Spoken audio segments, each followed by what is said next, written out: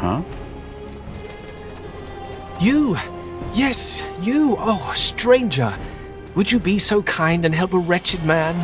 A terrible curse befell me, and you look bold enough to come to my aid. I cannot eat, I cannot sleep, I cannot smith. You just might be my only hope. Just give the word. You! Yes, you! Oh, stranger! Would you be so kind and help a wretched man? A terrible curse befell me, and you look bold enough to come to my aid. I cannot eat, I cannot sleep, I cannot smith. You just might be my only hope. Sounds, tragic. What kind of curse is it? A magical one? What? No, it is far worse than that. It is the curse of love. My sweet Jane and I are kept from each other by our cruel families. I come from one of the most noble elven families.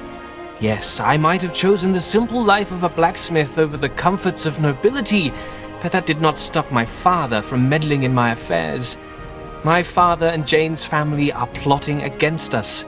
Our parents' schemes have gone so far that they do not even allow Jane to see me anymore. I am sure it is her father who is behind it. He simply cannot accept my decision to forfeit the noble life. However, I have devised a plan to reunite Jane and me. But to carry it out, I need your help. That guy may be odd, but his craftsmanship is excellent. Didn't you say we might need a smith for our army? How can I help you? Ask. Ask what? Why, about Jane and me. You must have millions of questions, and I do not blame you. Such fierce display of emotions can be overwhelming for the poor soul who has never felt them.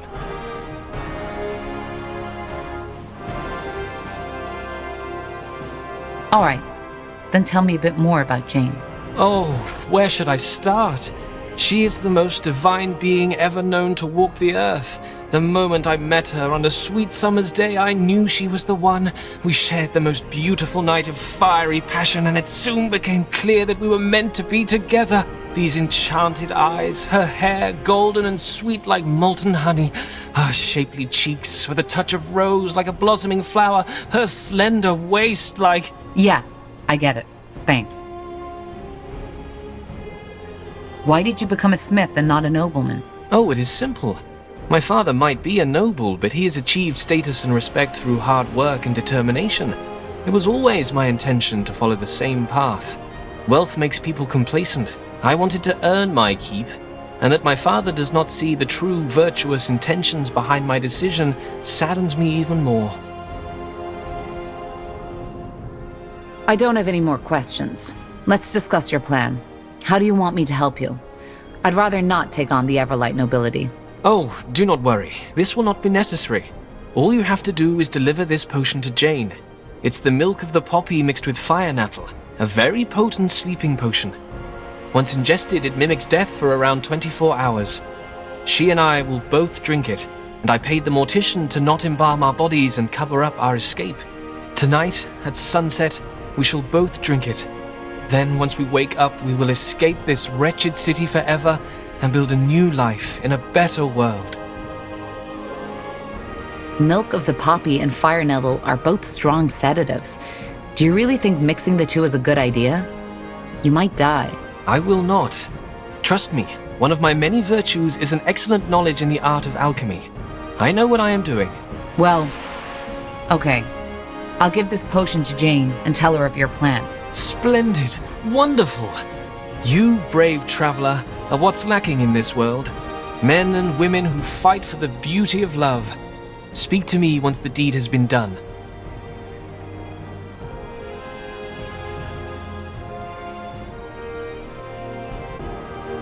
Will do.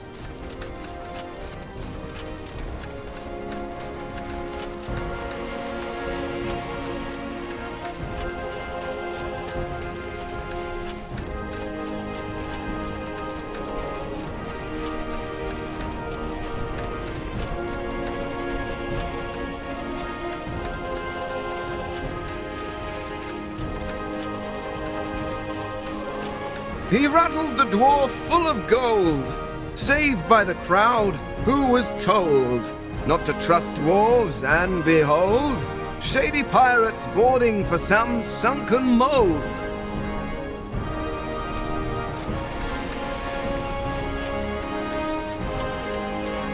And that wasn't a particularly good poem. Rats with their hairy, ugly butts, they gnawed on our nuts, dangling dead between our legs, but maybe we fend them off next.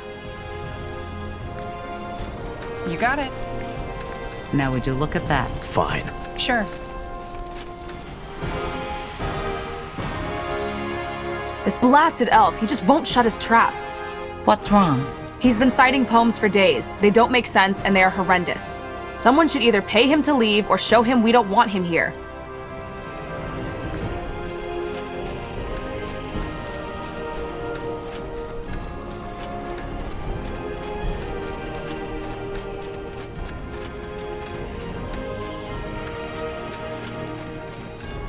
All right, just be careful.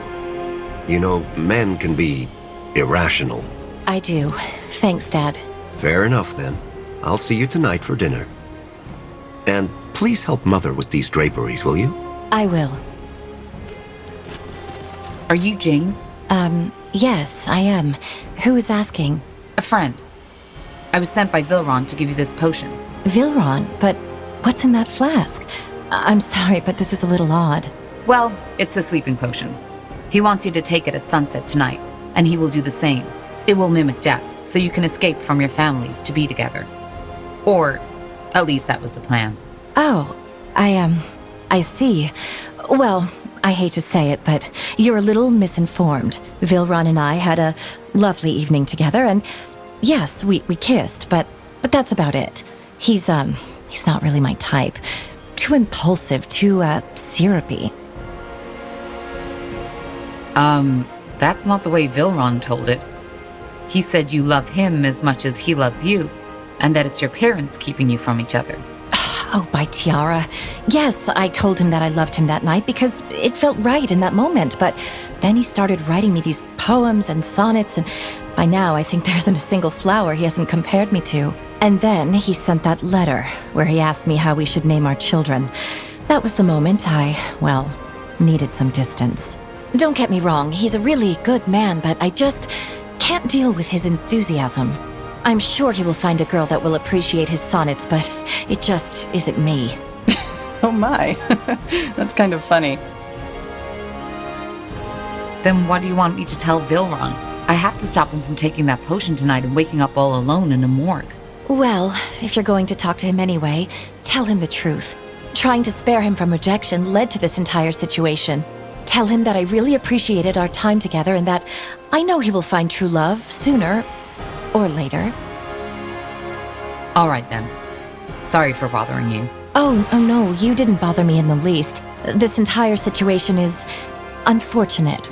Thank you for helping us resolve all this. I was too much of a coward to do it myself. Goodbye.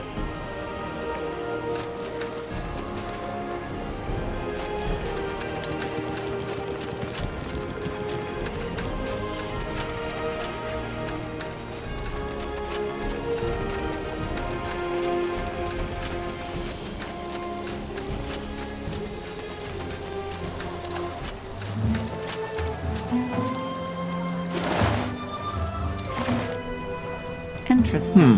What is it? What was that? What did you just read? That was an excerpt from my novel, The Shackles of Desire. Do you like it? It was marvelous. Really? Thank you. That means a lot to me. It will go in print next fall, so be sure to grab yourself a copy.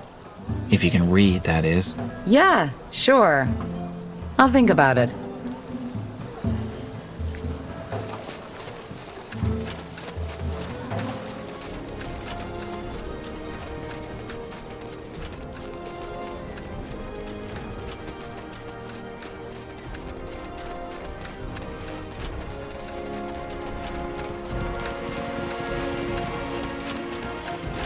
You're back. So tell me, did you complete your glorious quest? Yeah, about that. Vilron, I don't think Jane will be drinking that potion. She isn't interested in fleeing Everlight with you. Why would she not want to come with me?